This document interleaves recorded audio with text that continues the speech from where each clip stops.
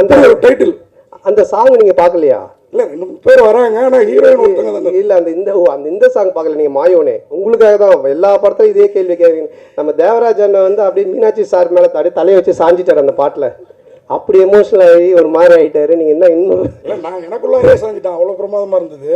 2-3 ஹீரோயினை போட்டு எடுக்கலாம். யார் காசு போடுறது? ப்ரொடியூசரு. இதுக்கப்புறம் அந்த மாதிரி கதை அமைச்சா கண்டிப்பா எடுக்கலாம். அப்புறம் நீங்க வந்து ஒரு காமெடியானா ஜோக்கரா இருந்துட்டு இன்னைக்கு நான் தான் கிங்கு அப்படிங்கிற அளவுக்கு வளர்ந்துருக்கீங்க. இந்த வளர்ச்சி இந்த அஜித் பில்லாவிலேயே சொல்லுவார், நான் ஒரு இதாக பார்த்து செதுக்கி வளர்ந்தேன் அப்படின்ட்டு. அந்த மாதிரி நீங்களாக வளர்ந்ததா இல்லை உங்கள் டீம்? ஏன்னா அது உங்கள் டீமில் இந்த மாறன் சேசு எல்லாரும் ரொம்ப ஃபேமஸாக இந்த கதை தயாரிக்கிறது காமெடிகள் சீன்ஸ்லாம், அது எப்படி இல்லை? எல்லாருமே தான். நம்ம ஒரு விஷயம் எதை பற்றி பேசினாலுமே, இப்போ நீங்கள் ஒரு ராமாயணம் எடுத்துக்கிட்டா கூட ராமர் அப்படின்றவரை நம்ம பயங்கரமாக பார்க்குறோன்னா அதில் சுற்றி இருக்கிற ஹனுமன், விபீஷணன் எல்லா கேரக்டருமே அந்த ராமர் அப்படி போர்ட்ரேட் பண்ணுவாங்க. அந்த மாதிரி ஒரு லைஃப்பில் யார் முன்னுக்கு வந்தாலுமே அவங்கள சுற்றி இருக்கிறவங்க எல்லாருமே சப்போர்ட் பண்ணி அவங்க மனசார அதை வாழ்த்தி அவங்க சப்போர்ட் பண்ணால் மட்டும்தான் அந்த கேரக்டர் ஜெயிக்க முடியும். அதனால் என்னால் மட்டுமே கிடையாது, என்னுடைய டீம் ப்ளஸ் என்னுடைய ப்ரொடியூசர்ஸ், டைரக்டர்ஸ் எல்லாருக்குமே அது போய் சேரும். அதானே சார், மாமனாரை வந்து அப்பா மாதிரி அப்படிம்பாங்க. இந்த படத்தில் நீங்கள் அவன் இவன் காட்டு மிராண்டி ஏதோ பேட் ஸ்மெல் அப்படிலாம் கலாச்சிருக்கீங்களே, இந்த மாதிரிலாம் கலாச்சா வீட்டிலலாம் எவ்வளோ இதாக இருக்கும்? இல்லை, இந்த மாதிரி மாமனார் இருக்கிறவங்களாம் கைத்தட்டி ரசிப்பாங்க. ஏன்னா நீங்கள் இந்த படத்தில் மாமனாரை பார்த்தீங்கன்னா தான் தெரியும். ஃபஸ்ட்டு நானும் மாமனார் அப்படின்னா தான் பேசிகிட்டு இருப்பேன். அப்புறம் பண்ண அது வந்து அந்த கேரக்டருக்கான ஒரு மரியாதை தான் அது. சார் அண்ணா, நான் தான் கிங்கு சினிமாவில் இருக்கிறவங்களுக்காக சொல்கிறீங்களா இல்லை ஃப்யூச்சரில் அரசியலுக்கு வர போகிறீங்களா? அதை ஒட்டி இந்த டைட்டிலில் வந்துட்டு நீங்கள் ஓகே பண்ணீங்களா? இது எப்படி பதில் சொன்னாலும் மாட்டிக்கிற மாதிரி தான் இருக்கும். அரசியல் வர சொன்னாலும் தப்பாக தான் இருக்கும், சினிமா சொல்கிறோம். இப்போ அது ஒரு ஹிட்டான ஒரு டயலாக், அது ரஜினி சார் சொல்லி ஹிட்டான டயலாக்கு. அது அன்பு சார் வந்து இது நல்லா இருக்கு, அதுவும் இந்த கதை மூலமாக கடைசியில் அந்த ஹீரோ பண்ணுற விஷயம் நல்லா இருக்குன்றதுக்காக வச்சது. மற்றபடி இது மற்ற பொது சினிமாவுக்காகவோ இல்லை அரசியலுக்காகலாம் கிடையாதுண்ணா. சார் அதேமாதிரி இந்த டயலாக் ஒன்று வருது இல்லை, இங்கே வந்து நடிகர் சங்க கட்டடம் கட்டிட்டு தான் விஷால் கல்யாணம் பண்ணிக்கிற மாதிரி சிங்கிளாக சுத்தனா சிம்புவும் இல்லை. இது வேறு அதேமாதிரி இந்த நெட்ஃப்ளிக்ஸில் இவ்வளோ பிரமாதமாக கல்யாணம் பண்ணுவீங்கன்னா நெட்ஃப்ளிக்ஸில் போட்டுடலாமே அப்படின்னு. இது எல்லாமே இங்கே இருக்கிறவங்கள நீங்கள் தாக்குறோம். இதை வேறு யாராவது பண்ணால் வருத்தம் ஏற்படும். நீங்கள் பண்ணால் நாங்களும் ரசிக்கிறோம், சம்மந்தப்பட்ட அவங்களும் ரசிக்கிறோம். இது இப்படி ரசனையாக இருக்குங்கிறத எப்படி யோசிக்கிறீங்க? அதான் அது ரசனையாக இருக்குது. இது ஏன் பிரச்சனை ஆக்கூடாதுன்னு இதை கேட்டுன்னு இருக்கிறீங்க. அடுத்தது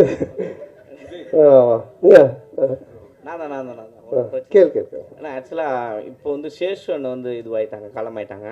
இன்னொரு நண்பர் இந்த படத்துலேயே ஆண்டனியும் ஹாஸ்பிட்டலில் தான் இருக்காங்க. ஸோ நான் விசாரிக்கும் போது பார்த்தீங்கன்னா சந்தானம் வந்து நண்பர்களுக்கு காசு கொடுக்கல, அதனால தான் அந்த உயிரிழப்பு ஏற்பட்டது அப்படின்னு சொன்னாங்க. சரி டேரெக்டாக நம்ம களத்துக்கு போவோம் அப்படின்னு சொல்லிட்டு ஆண்டனி கிட்ட மருத்துவமனைக்கு போகும்போது சந்தானம் தான் ஃபுல்லாக எனக்கு வந்து மருத்துவமனையில் காசு கட்டிகிட்டு இருக்காரு அப்படின்னு சொல்கிறாங்க. ஏன் உங்களை வந்து பின்னுக்கு தள்ளிக்கிட்டே இருக்கிறாங்க? எதனால் இது வருது உங்களுக்கு தெரியல. அது சில பேர் இப்போ எல்லாருமே என்னை ரசித்து எல்லாருமே நல்லா இருக்குன்னு சொல்லி பேசிட்டு அப்புறம் நானே கடவுளாக மாறிடுவேனே, அதனால் பிடிக்கல, அது தப்பாக சொல்கிறதுக்கும் சில ஆட்கள் இருப்பாங்க. அதை பற்றி நம்ம பெருசு பண்ணிக்க தேவையில்லை. நமக்கு பிடிச்சவங்களுக்காக நம்ம பண்ணுவோம், அவ்வளோதான். இப்போ படம் பார்க்கும்போது வந்து இவன் பண்ண காமெடி நான் சிரிக்கவே மாட்டேன்னு உட்காரத்துக்கும் சில பேர் இருப்பாங்க. அவங்களுக்காக நம்ம வந்து கஷ்டப்பட தேவையில்லை, நம்ம ரசிக்கிறவங்களுக்காக பண்ணோம், அவ்வளோதான். நம்ம பண்ணுற விஷயம் இப்போ உங்களை மாதிரி சில பேருக்கு தெரிஞ்சு அது நல்ல முறையில் போய் ரீச் ஆகுது, அவ்வளோதான்.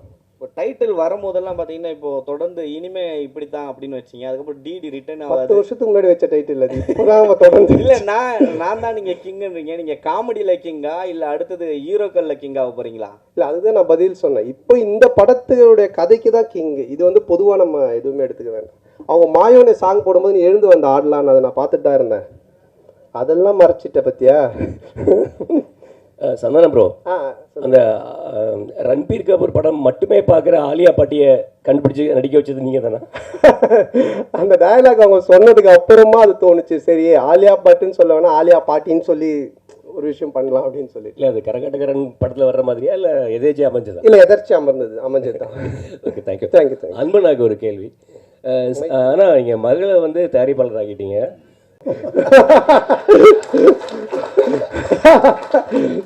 சந்தானம் என்ன உங்களுக்கு நீங்கள் படத்தில் டைலாக் ஒன்று சொல்லியிருப்பீங்க, விஷால் சாரையும் சிம்பு சாரையும் சொல்லியிருப்பீங்க.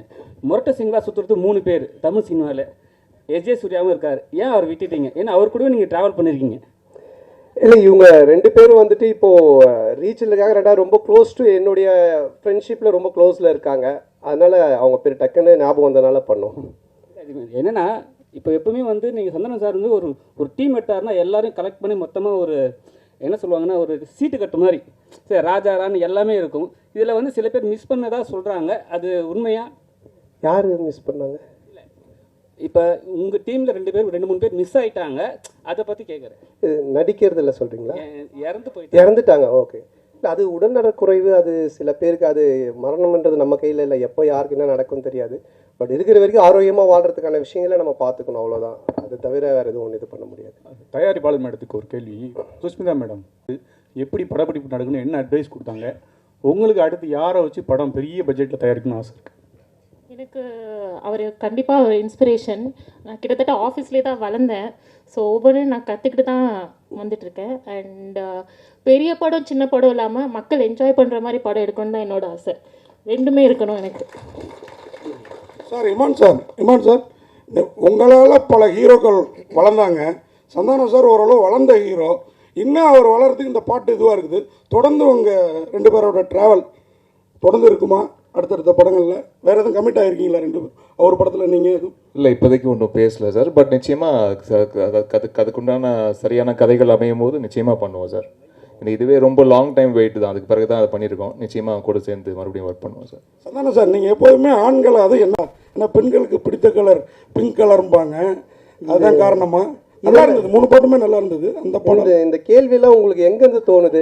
முதுகுல இருந்தா, மூளையில இருந்தா? விடியகால 4 மணிக்கு இன்னைக்கு சந்தானம் சார் போஸ்ட் பண்ணிட்டு நம்ம வந்து கேள்வி அப்படி உட்காந்து யோசிச்சது. விடியகால பிரம்மமுகத்தில் உட்காந்து எழுதுனது. பிங்க் கலர்னா பொண்ணுங்களுக்கு பிடிக்காதான் போட்டு அது இங்கே வந்து மற்ற கேள்வியெல்லாம். நன்றி. சொல்ல அது காஸ்டியூம் டிசைனர்ஸ் கொடுக்கறது தான். இன்னைக்கு கூட பார்த்தீங்கன்னா இந்த கோட்லாம் போட்டிருக்கேன். வெயிலுக்கு எனக்கு கோட்டு போடவே பிடிக்காது. காஸ்டியூம் டிசைன் இல்லை போடுங்க நல்லா இருக்கும் அப்படின்னாங்க. அதனால காஸ்டியூம் டிசைனரோட வேலை அது பண்ணணும். கானா பாட்டுனா நீங்கள் வந்து கலக்குவீங்க, டான்ஸ் கின்ஸ்லாம் பர்ஃபார்மன்ஸ் இப்போ ஹெவி ஆகிடுச்சு. இப்போ ரொமான்டிக் வரும்போது எந்த மாதிரியான இதெல்லாம் எஃபெக்ட்லாம் எடுத்தீங்க? அந்த மூடு அதான் ரொம்ப கஷ்டமாக இருந்துச்சு ஃபஸ்ட்டு எனக்கு அது வரவே இல்லை. நான் சாங்கே சார்ட்டு சொன்னேன், சார் ரிமான் சார் என்ன சார்னா அன்பு சார்ட்டே சொன்னேன். அன்பு சார் தான் சொன்னாங்க, இல்லை ஒரு சாங் இது மாதிரி பண்ணலாம் அப்படின்ட்டு. அதுக்கப்புறமா கல்யாண் மாஸ்டர் தான் பண்ணாங்க. அது ஃபஸ்ட்டு எனக்கு ஒரு மாதிரி என்னை அப்படியே ரஃப்பாக நடக்க வச்சு தான் எடுத்தாங்க. நீங்கள் முறைச்சிக்கிட்டே நடங்க, நீங்கள் எதுவும் பார்க்க வேண்டாம் அப்படின்னு தான் எடுத்தாங்க. அப்புறம் அது கொஞ்சம் இன்க்ரீஸ் ஆகி ஒரு மாதிரி அப்படி எடுத்துட்டாரு. அது வந்து கண்டிப்பாக கல்யாண மாஸ்டர் தான் அதை சொல்லணும். ஏன்னா எனக்கு அது பிடிக்கவே பிடிக்காது, இந்த ரொமான்டிக்காக பார்க்கறது, அப்படியே ஃபீல் பண்ணுறது, எட்டி பார்க்கறது இதெல்லாம். பட் இந்த பாட்டில் அதை அப்படியே கொண்டு வந்தாங்க. அது இப்போ பார்க்கும்போது அந்த மியூசிக்கு சாரோடைய அந்த மேஜிக்கில் பார்க்கும்போது அது பயங்கரமாக இருக்குது. ஸோ அதனால் அது ஒரு மியூசிக் மேஜிக் தான் அது. இல்லை, உங்கள் மேடையில் எப்பயுமே கூல் சுரேஷ் வந்து அடிக்கடி இருப்பார். உங்கள் படத்தை வந்து ஃப்ரீயாக ப்ரமோஷன் பண்ணுவேன்னு சொன்னார். இதுக்கு முன்னாடி ஏதாவது காசு கொடுத்தீங்களா, இல்லை சிங்கப்பூருக்கு நீங்களே காசு போட்டு அனுப்பி விட்றீங்களா? இல்லை, இப்போ அவனை பற்றி பேச சொல்லி அவன் தானே உனக்கு சொன்னான்.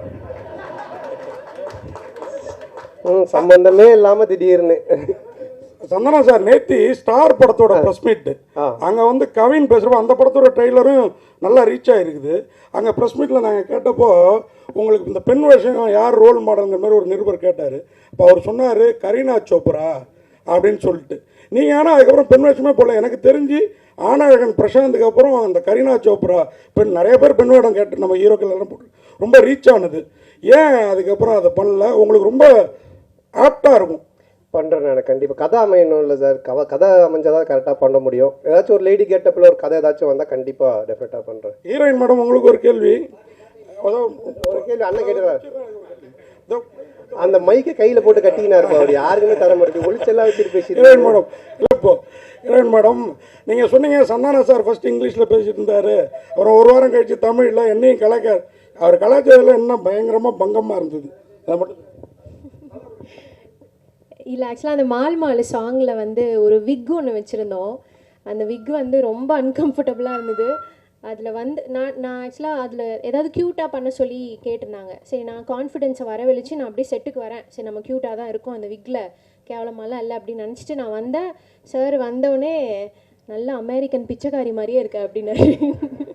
அது வந்து இருந்த கொஞ்சம் நஞ்ச கான்ஃபிடென்ஸும் காலி ஆயிடுச்சு.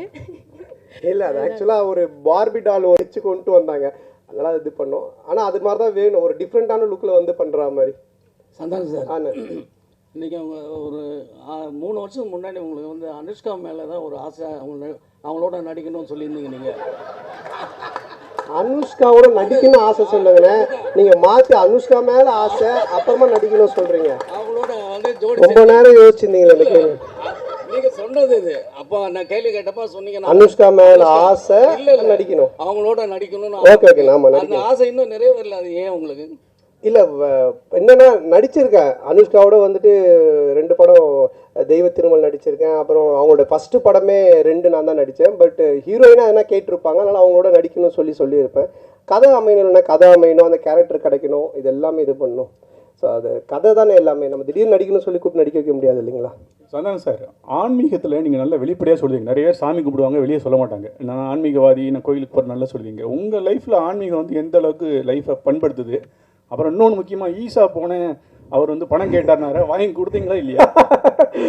அது சும்மா காமெடி சொன்னது, இதை நீங்கள் தம்னைலாம் போட்டு விட்டுறாதீங்க. அப்புறம் சத்குருட்டு ஃபோன் வரேன், ஏன்டா என்னை பற்றியெல்லாம் பேசிட்டு இருக்காடின்ட்டு. இல்லை அது வந்து ஆன்மீகம் வந்து எப்போவுமே ஒரு என்ன சொல்கிறது, ஒரு பேஸ் வேணும் நமக்கு. ஒரு ஒரு ஒழுக்கத்துக்காகட்டும், இல்லை நம்ம செய்கிற வேலையில் ஒரு டெடிக்கேஷனாக இருக்கிறதுக்காகட்டும், எதுவாக இருந்தாலுமே. எனக்கு தெரிஞ்சு நீங்கள் என்னுடைய ப்ரெஸ் மீட், என்னுடைய படம் எல்லாமே பார்த்துருக்கீங்க, வந்திருக்கீங்க, பேசியிருக்கீங்க. சந்தோஷமாக இருப்போம், ஜாலியாக இருப்போம். படமும் அது மாதிரி தான் நான் எடுக்கிறேன். இதுதானே ஒரு மனுஷனுக்கு வேணும். எப்போவுமே ஏதோ ஒன்று யோசிச்சுன்னு, நகத்தை கடிச்சின்னு, சிந்திச்சுக்கிட்டு, சோகமாக இருந்துக்கிட்டு, பேசும்போது ஏதோ ஒன்று பண்ணிட்டு இல்லாமல் சந்தோஷமாக இருக்கும்ல. இப்போ கொஞ்சம் நேரம் இங்கே 1/2 மணி நேரம் பேசலாம், எல்லாம் சிரிச்சு சந்தோஷமாக இருக்கும். இதுதானே பேஸ். அது வந்து எனக்கு ஆன்மீகத்தில் நல்லா கிடைக்குதுன்னு தான் தோணுச்சு. அதனால் அதை நான் சொல்லிகிட்டு இருக்கேன். நான் ஆன்மீகவாதி, கடவுள் கும்பிட்றவன் அப்படின்ட்டு. சார், நான் தான் கிங்கு அப்படின்னு சொல்கிறப்ப நான் தான் கிங்குன்னு ஃபீல் ஆகுது. ஆக்சுவலாக நீங்கள் தான் கிங்கு, நீ தான் கிங்குன்னு டைட்டில் இருந்தால் உங்களை சொல்கிற மாதிரி இருக்கும். இப்போ நான் தான் கிங்குன்றப்ப எல்லாருக்கும் அவங்கவுங்க சொல்கிறப்ப அவங்கவுங்க இப்படி ஒரு பரோபகாரமான எண்ணம் தான் எல்லாருக்குமான எண்ணம்.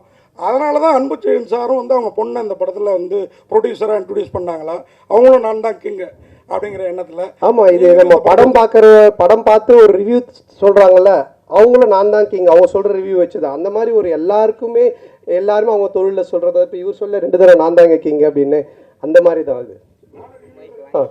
வாங்கிட்டீங்களா? ஆமாம், மைக்கு கீழே ஒழிச்சு வச்சு வாங்கிட்டீங்க. நன்றியா, முடிஞ்சிச்சு.